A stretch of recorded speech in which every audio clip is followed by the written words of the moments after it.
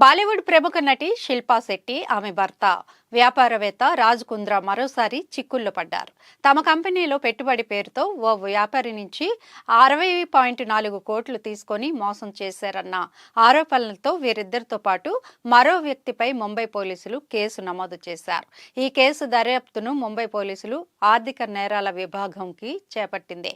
వివరాల్లోకి వెళితే ముంబైకి చెందిన వ్యాపారి lotus capital financial services director అయిన దీపక్ కొఠారి ఈ మేరకు పోలీసులకు ఫిర్యాదు చేశారు. శిల్పా శెట్టి దంపతులు తనను ఉమ్మడిగా 60 కోట్లకు పైగా మోసం చేశారని ఆయన తన ఫిర్యాదులో పేర్కొన్నారు. వ్యాపార విస్తరణ పేరుతో 2015 నుంచి 2023 మధ్య కాలంలో తన నుంచి డబ్బులు తీసుకున్నారని, అయితే ఆ నిధులను వారు తమ సొంత ఖర్చులకు వాడుకున్నారని కొఠారి ఆరోపించారు. రాజేష్ ఆర్య అనే వ్యక్తి ద్వారా తనకు శిల్పా శెట్టి, రాజ్ కుంద్రా పరిచయం అయ్యారని కొఠారి వెల్లడించారు.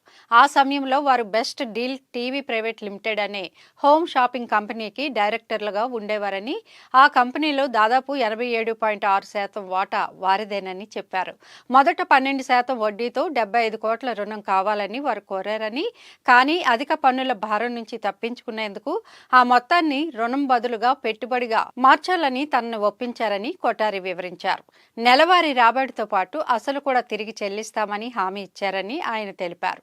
వారి మాటలు నమ్మి 2015 ఏప్రిల్లో 31.9 కోట్లు, అదే ఏడాది సెప్టెంబర్లో మరో 28.53 కోట్లు బదిలీ చేసినట్లు కొఠారి ఎఫ్ఐఆర్లో పేర్కొన్నారు. 2016 ఏప్రిల్లో శిల్పా శెట్టి వ్యక్తిగత గ్యారంటీ ఇచ్చినా అదే ఏడాది సెప్టెంబర్లో ఆమె కంపెనీ డైరెక్టర్ పదవికి రాజీనామా చేశారన్నారు.